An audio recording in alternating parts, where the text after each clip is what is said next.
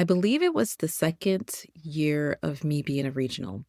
I hired a sales manager who was confident that she could increase the occupancy of her new community if she got hired. Like, she was so extremely confident in her ability to get this new community to 100%.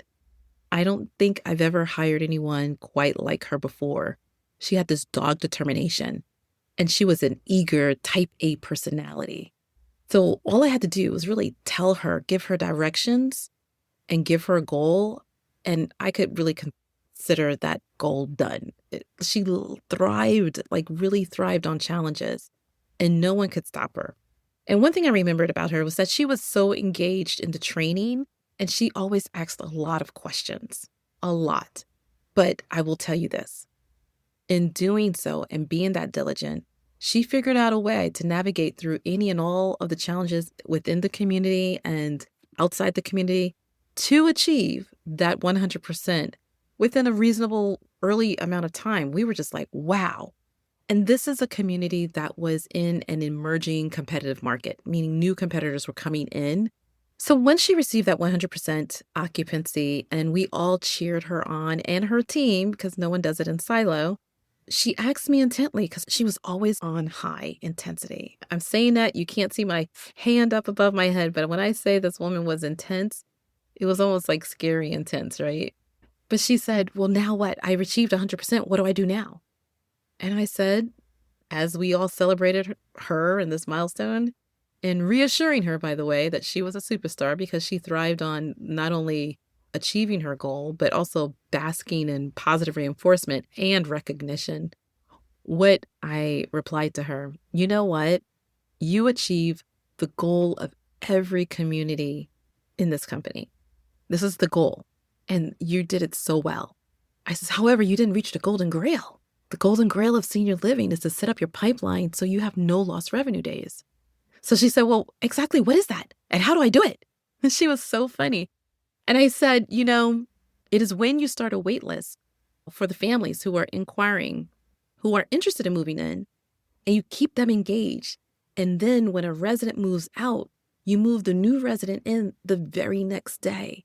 That way, you will not have an empty apartment on any day of the month, even with your move-outs. Now, this community averaged about anywhere between 3 to 4 move-outs a month.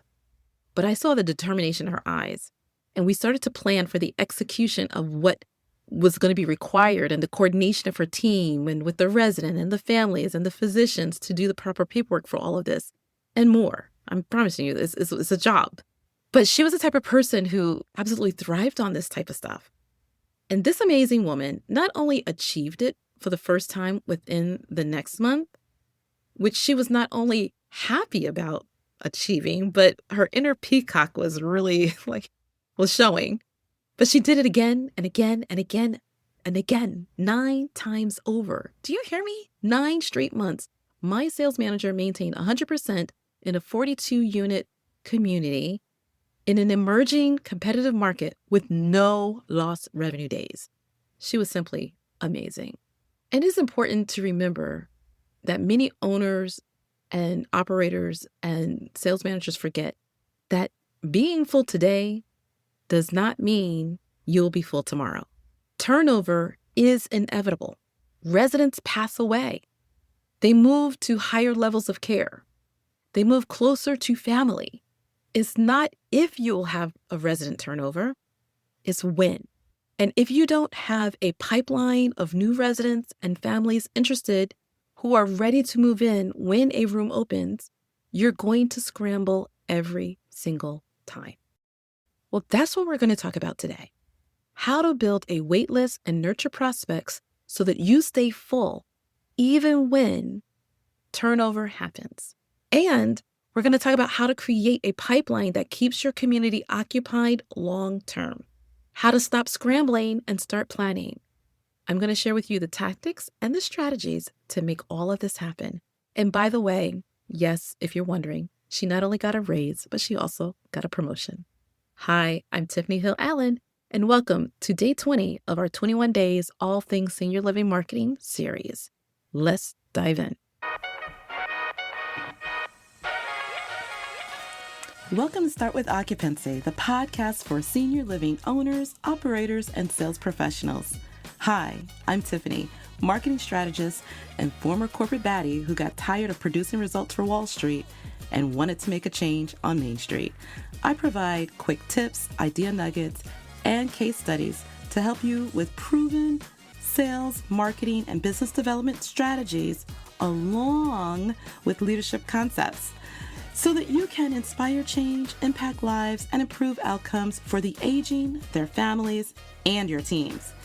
I'm committed to equipping you with the tools, the knowledge, and resources that you need to excel in your business. With experience working inside senior living companies, large and small, I've developed a deep passion for advocating for the aging adult and those who care for them, all while driving business growth. So whether you're already in the senior care industry or maybe you would like to be, if your mission is to serve them, my mission is to serve you. Join me as we unravel the strategies and tactics that drive success in your business while making a difference in someone's life. The goal is to touch, guide, and impact the lives of 10 families per month. Are you with me?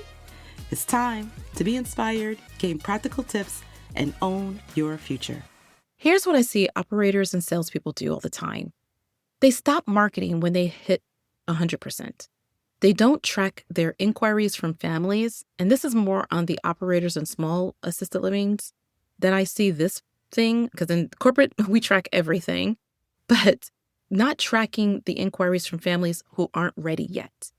Usually they let them go, and they don't follow up after the initial call, after the initial, I think we're going to think about it, or we're not ready yet.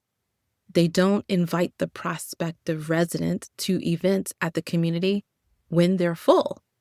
That's all I've seen as I've been working in this arena outside of corporate. And what they're doing is they're not building relationship with the families who are just looking. And so then when rooms open in their, residential assisted living or 16 unit assisted living or 23 unit assisted living, there's panic and scramble, and they call everyone they can think of and then lose weeks, sometimes months of revenue because they were unprepared for that move out. Now, here's the truth that many do not know or understand when they're first coming into this world is that occupancy isn't a destination. Yes, we strive for it, but it is a process. You don't just arrive at 100% occupancy and then stop. The key is that you have to maintain it, you have to nurture it, and you have to protect it. And the way you do that is by building a pipeline, a wait list of potential residents who are ready to move in the moment a room opens. Now, today, I'm going to give you my strategy based on working with this particular sales manager for that building and how I also nurtured a wait list that will keep you full long term. The first thing is understanding your prospects. Who's not ready yet? The key is to identify who's not ready to move in today, but will be ready in 3 to 6 months. I call this my sandwich method.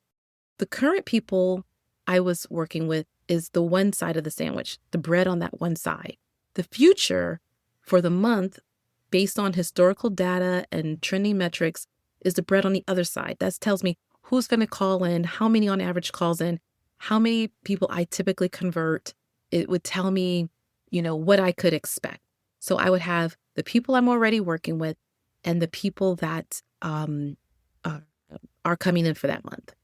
But right in the middle, those were my people I was nurturing, and they filled the middle of my sandwich. And these are the people who could move in any day, because I have been nurturing them all along.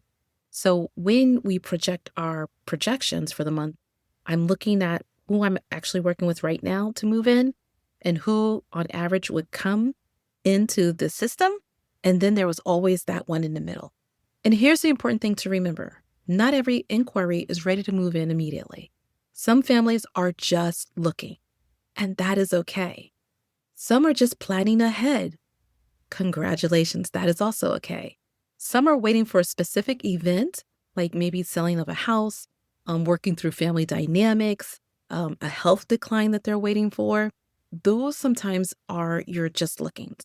And most people ignore these opportunities and dismiss them because they're not ready now. And I have heard people advise families, call us back when you're ready, or let us know when it's time. And then they never follow up with them. But here's the truth. These potential move-in opportunities are gold because they're thinking about senior living. They're researching, they're planning. And if you stay in touch with them, guess what? You'll be one of the first people that they call when they are ready. Why does this matter? It's because the latest statistic that I've seen was that the average family researches senior living and senior living communities for months before making a move. So if you only focus on those families who are ready to move in this week or this month, you're missing 80 to 90% of your potential pipeline. And here's how to identify them during a discovery call and what you can say. Can I ask, what's prompting you to look at senior living right now? Or why do you feel like your mom needs assisted living right now? And if you listened to it earlier, I got to look at what day it is, and I'll put it in show notes. But that is the inquiry call, right? We're doing the questions. So the answers that you're looking for that they will probably say is that we're just starting the process to look, or I'm not ready yet, but we want to be prepared, or mom's doing okay right now, but we know things could change. Another frequent one that they say is we're waiting to sell our house first, or our caregiver is leaving in 3 months, so we're planning ahead. And that's usually a family caregiver. Another one I hear is that we're just gathering information right now. These are your future residents. Another question I always ask is, what is the timeline or what is the time frame that you're looking to move your mom, dad, whoever into a community? And why this works is because you're not pushing them to move in today. You're understanding their timeline, their need, and the time that you have to build trust with them. Now, the next thing is understanding your inquiries and tracking everyone who calls. Potential residents that most people do not track are the families who actually visited but chose another community, or those who called but never visited. If you're not tracking them, that means you're losing them. And honestly, you can't nurture your future residents if you don't know who they are. You need a system to capture every inquiry, every phone call, every email, website forms, walk-ins, and track where they are in the process. In my deep dive discovery workshop, we discuss the stages of the customer journey, their concerns, their hesitation, and how to help them navigate through their decision and if it's the right solution for them. The key pieces of information for you to record and to track at minimum is the person's name, their phone number, their email, the date that they inquired or called into your community, the source, meaning how did they hear about you, the status, where they are in their decisions journey based on your conversation with them. You want to know their loved one's name and use it often. You want to know the current living situation that that person is in. What is the timeline? When are they ready? What are the reasons that they're looking for a senior living community? And what is their budget or financial situation? I went over all of this at length in day 2 of the series. So if you have any questions about it, go down to day 2 of this 21-day series. There are several ways to help you keep track of all of this. Here are 2 simple ones I wanted to drop in your mind. One is just a simple spreadsheet like Google Sheets or Excel. And the other one is a CRM, Customer Relationship Management System, if you don't know what a CRM is. And there are several that are specific to the senior living industry, but they tend to be a little bit costly. If you're a small operator, you can use Zoho, or you could utilize something like Pipedrive, or you could use Assistly, which is very economical. The key is you use one system where you can track everyone, not sticky notes, not your memory, just one system. Now, the next thing is to prioritize. Who's the closest to needing the care? Once you know who they are, you can then segment them into where they are in their journey based on the stage. This will also help you with planning, prioritizing, and scheduling your time and your energy based on who's closest to needing the care the most. I have broken down the stages into 6 segments. It is called the Decide Blueprint. It is created so that you can categorize where they are in their decision-making process from the beginning all the way through to move in. So the first one is discovery. That is the initial phase. Then there's exploration, curiosity, indecision, direction, and experience. It is actually going through every phase of the move-in process. And this is the phases that each typical family experience. They may skip over one or they may put 2 together, but every family goes through this experience when they're in the process of looking for a senior living home for their family. And so by utilizing this, it helps you to know what solutions, what are their hindrances, what are their hesitations, and it helps you to go through all of it. I have found it helpful for my team tremendously in matching their actions and how they follow up with people to the needs of the family and the prospective residents. If you want to learn more, just FYI, we discuss this in depth in my deep dive discovery training. So that is the training if you want to know more about the sales process, and we go really deep into this. However, some people segment by the time frame alone. So for instance, tier 1 might be the most immediate, aka hot lead. That's anyone who's looking at moving in between 0 to 30 days. These are people who are ready to move in, they're actively visiting communities, and they're ready to make a decision soon. Tier 2 is like warm, 1 to 3 months. They're researching options, waiting for specific events like selling a house or something to happen before making that move. Tier 3 is cool. This is anyone that is looking at 3 to 6 months. They're planning ahead. They're not really ready yet, but they're thinking about it and they're gathering information. The last is tier 4. This is cold, and these are over 18 months looking at moving in. These are very early in the process, just starting to do the research. There's no immediate need. Personally, I don't particularly like using these terms. I don't like using this is a hot lead, this is a cold lead, this is a warm lead. I have moved away from that many, many years ago because of a letter that a family wrote. It was an open letter to the senior living industry, and she explicitly was like, I don't want my mom to be referred to as a hot lead. Her letter was scathing of the industry and how we utilize terminology. And what it highlighted to me is that what we say to each other on the inside should not be expressed on the outside. And so I'm very reluctant to utilize hot, warm, and cold and leads. If you notice in my conversation, I don't call them leads. I call them prospective residents or prospective families that we're going to be working with. So just FYI, words do matter. Families find it very offensive when you're calling their loved one or their time of crisis a lead, and they're hot and they're cold. No matter what system you develop, the key is to adjust your level of engagement based on where they are in their timeline. Now, think about the last time you had a room open up in your community. Did you have a list of people to call already? Did you have to scramble? If your answer is yes, this is why having a pipeline is so important. So next is to engage. These are your monthly touch points.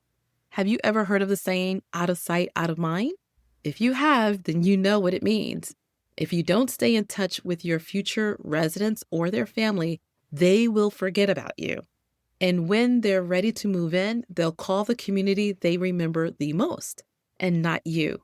It's whoever is keeping in contact, checking up on them, seeing how they can help them through this process. And this matters because the average family contacts 9 to 12 communities during their search. This is the last time I checked.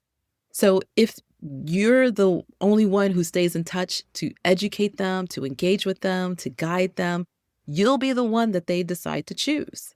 How do you engage with potential residents and families that you'll be working with?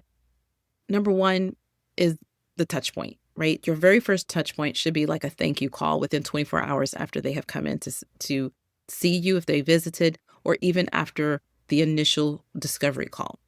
You can call them and say, thank you, I'm confirming your visit, or call them after the visit, say thank you for visiting, checking to see if you have any questions from the visit. I know it was a lot that we went over. Those are like a touch point, right? The second touch point might be an email. The third one might be an invitation to an event. The fourth one could be another call. So we went through the follow-up process in an earlier episode. I believe it was day 11, where we actually discussed what a follow-up sequence looked like. So if you're interested in learning how to follow up with your prospective families and or prospective residents, if you own a independent senior living company, then you can listen to that. Don't forget, though, this little simple thing means so much to so many people, especially in this age group, is sending a handwritten note or a holiday card with a personal note inside when you have the opportunity. Sometimes I would sit and look at all of the people who have called me in the last 6 months, and because of my notes, I would remember what was going on in their life, and I would get little cards from the dollar store, because I think it's like back then it was 2 for $1, and I would write a handwritten note and put my business card in there, and sometimes that would be enough to spur a phone call. So when you're saying to people that you are thinking of them and you're being honest, because you're sitting there, you're looking at it, and you might say, well, I wonder what happened to this family, or I wonder what's going on with them, or I wonder how Miss Judy's doing, or how Miss Cynthia's doing.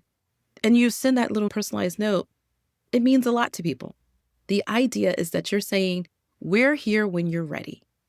And that is such a nice touch and is so rarely utilized. It can go a long way. There's one community I remember that even the maintenance director wrote notes to prospective residents and their families when they came in. If he met them, he would actually send out a note to them, that is so awesome. Remember, you're not being pushy. That is not the goal. You're being helpful. You're staying on top of their minds by providing value to the family. Next, you want to formalize your wait list so prospective families feel like they have a spot reserved.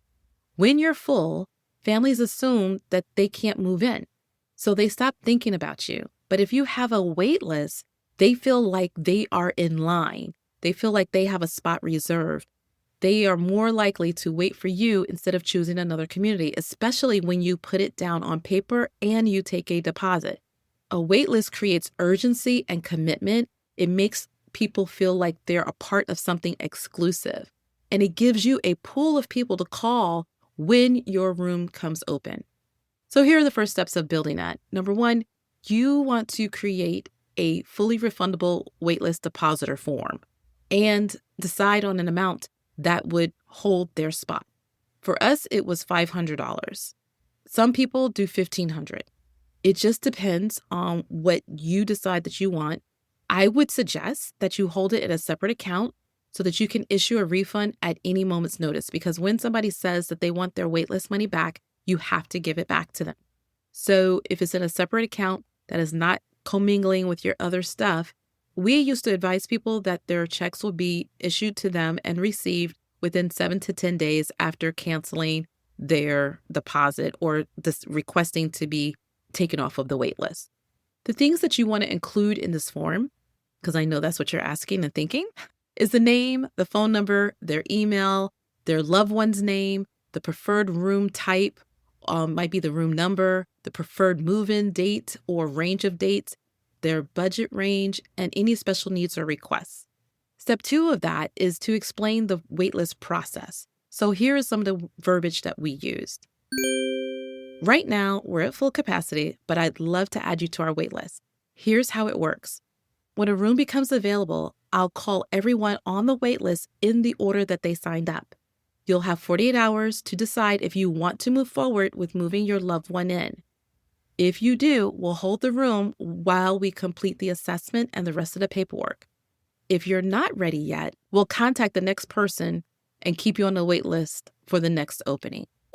Did you see how that goes? Step 3 is that you want to follow up with the waitlist prospects monthly. By doing so, you're keeping engagement going. Understand that the waitlist isn't just a list, it's an actual system that you're creating for staying in touch and converting people who have inquired about moving into your location and who liked you when rooms open. So the next thing is to is to invite people to your community. While they might still be on hold, there's nothing to say that they can't come in on special holidays. If you're having something special at your community, if it's a guest coming in, if you're doing anything special for a resident and or a staff member even, anytime that you can get people fully engaged in your community while they're waiting is good. This important step is one where many people forget to implement. Most times they put people on a waitlist deposit and then just hold them off on the side in a file cabinet. That is not how you do it. You need to engage them, invite them to your community, have a waitlist party, invite them out to an event that you're doing off-site even. By inviting them to events and special programs, it can help solidify their decision that you are the place for them because they get to interact with the other residents, they get to interact with your staff, they get to really get a feel of your community and get excited about the waiting before moving in. Events are the best way to keep prospects engaged and excited about you and your community because when they attend, they can fall in love with your community all over again. And when the rooms open, they will be ready. Event shows them what life is really like living with you. And it is hands down one of the best things I did. One of the things I particularly did is I would have a experience a day with us. And so I would invite people, and I say not people, but like one at a time, who was on a wait list or those that was highly engaged and wasn't sure.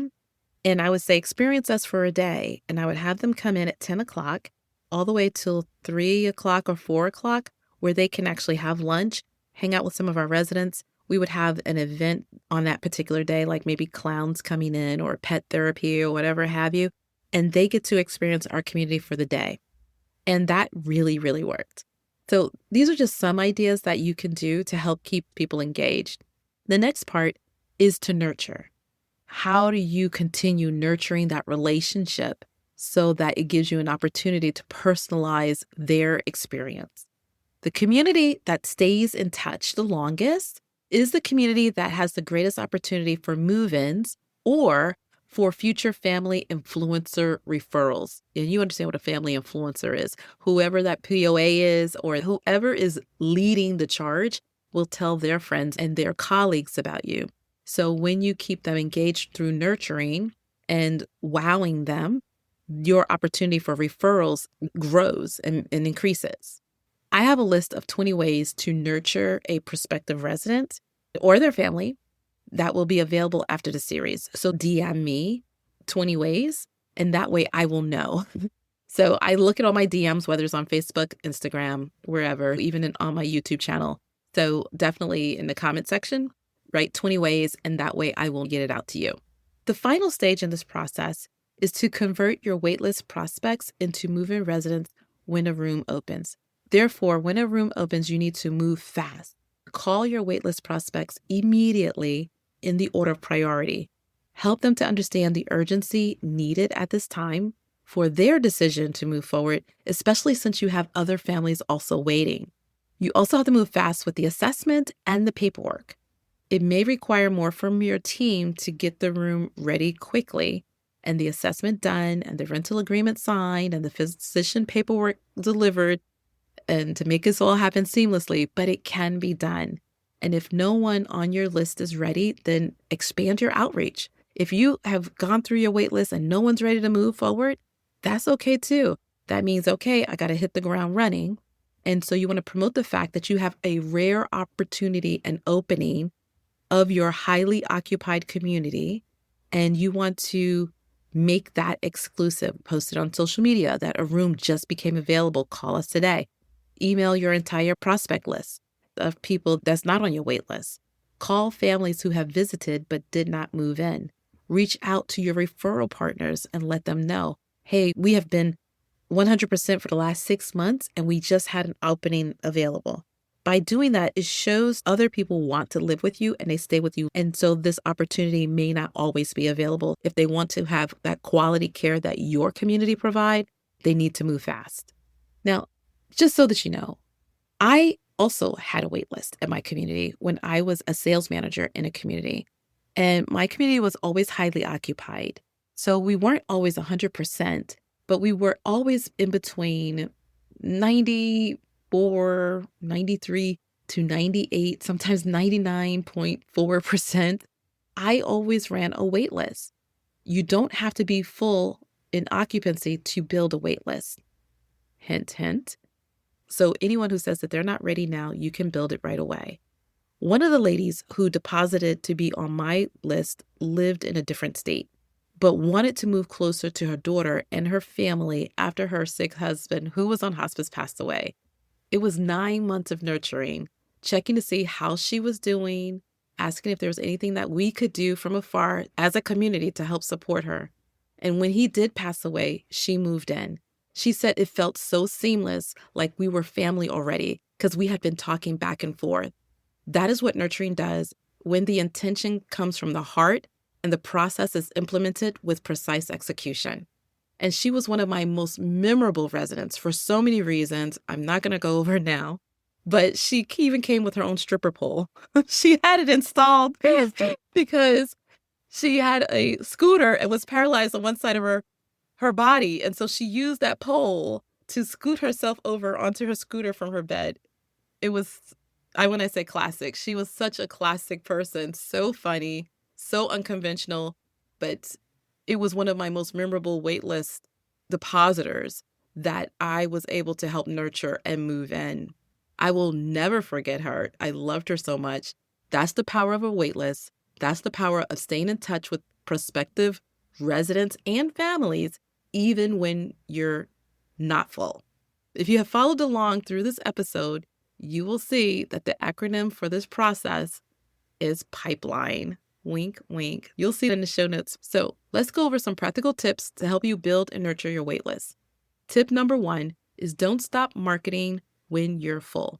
The biggest mistake operators make is stopping their marketing efforts when they hit 100% occupancy.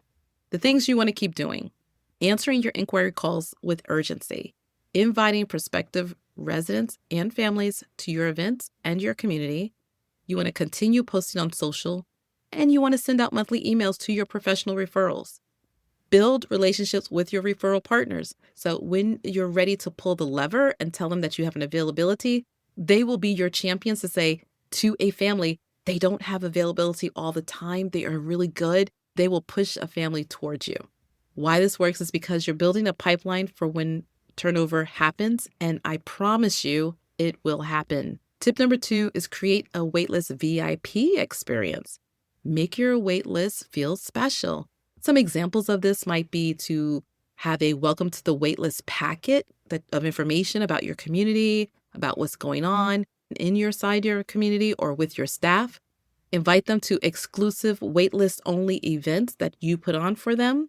That could be a lunch at Metro Diner. Something about being on a waitlist that I used to do is I had them pick out what color accent wall they wanted or what kind of ceiling fan that they want. And a part of that community fee is that we would pay for those things to be done for them by being on a waitlist.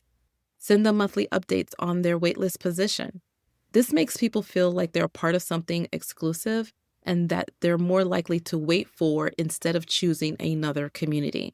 The third tip is to use automation to stay in touch. You don't have to manually email every prospect every month.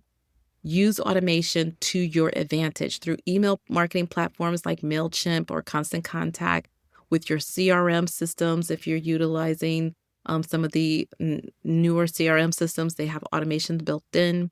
What you want to automate is monthly nurture emails. You want to automate your event invitations. You want to automate your waitlist position updates or birthday and holiday cards. This saves you time and ensures that no one falls through the cracks with automation. And with AI now, automation's so much easier. Tip number 4 is that you want to track your pipeline metrics. You need to know how they're doing and how it's performing. And this might be more for the corporate people, but you want to take a look and see the number of people who are in your pipeline by tier, the number of people who's on your wait list. What is your conversion rate? What is the average time from inquiry to move in? We actually did this. I can't remember what day it is, but I will put it in the show notes too. where we talk about understanding the metrics that matter. And these are the metrics that matter. So you also want to find out where's your source of your waitlist prospects. Where did they come from? You can't improve what you don't measure. And so that is what that episode is about. And I am a wholehearted believer in that. Tip number 5, celebrate the wins. When someone on your waitlist moves in, celebrate it with your team, celebrate it with them, make it a party, a whole fiesta. It reinforces the importance of building the pipeline with your team, but it also motivates your team to keep nurturing the prospects along with you. It shows that the system really works, and it does, you guys. I promise you it works. What do you need to do this week? Start your waitlist today. First, creating a simple waitlist form. Call everyone who's inquired within the last 6 months. Invite them to your community for a visit. Offer them the new waitlist opportunity that you are developing. Add them to your waitlist and set a reminder to follow up. That's it. So start your waitlist today. Even if you only have 3 to 5 people on it, that's 3 to 5 people you can call when your rooms open. Now, if you're thinking, Tiffany, I want this waitlist nurture campaign, the 6-month email sequence, the event invitation templates, the waitlist form, automation setup, that's all the stuff I provide in my deep dive discovery training program. We're going to be going deep, deep, deep into the sales process from the initial inquiry all the way through to move in. But this will be with me live with all the templates, with all of the support Q&A sessions. We will have reviews. So if you have a visit that comes into your community, we can actually do reviews of that, as well as office hours. If this is something and a program that you think I've been waiting for, I know about licensing, I have all this stuff done, but I don't understand how to move through the sales process, meaning when a family calls in, how do I get them to say yes to my community? That is what Deep Dive Discovery is all about. It is our sales training program. And in this program, we will be starting the next one next week. And so start with occupancy.com/programs, and you will get more information about it. But even if you don't join, start your waitlist this week, call everyone who's inquired, invite them back to see your community, and then ask to add them to your list. Start nurturing them. All right, in the next episode, we're diving into day 21, from overwhelmed to occupied, your 90-day marketing roadmap. This will be the final episode of our 21-day series, and we're going to tie everything together. I'm going to give you a step-by-step plan for implementing everything we've covered from days 1 through 20. You're going to want to hear this. Before I let you go, remember this. Being full today doesn't mean you're full tomorrow. Resident turnover is inevitable. And if you don't have a pipeline of prospects who are ready to move in when a room opens, you're going to scramble every single time. You're going to lose weeks, sometimes months of revenue, and you're going to stress yourself out. My goal is not to have you stress out more than what is already there just by having this type of business. But when you build a waitlist and nurture prospects, you create a sustainable pipeline. You fill your rooms in 48 hours instead of 3 months. So don't stop marketing when you're full. Did you hear me say that again? Don't stop marketing when you're full. Don't stop marketing when you're full. Keep answering those calls. Keep inviting people to events. Keep building relationships and nurturing people. Because occupancy isn't a destination. It's a process. And the operators who understand that are the ones who stay full long term. Until next time, we're here to inspire change, impact lives, and improve outcomes. I'll see you in day 21, the final episode of our series.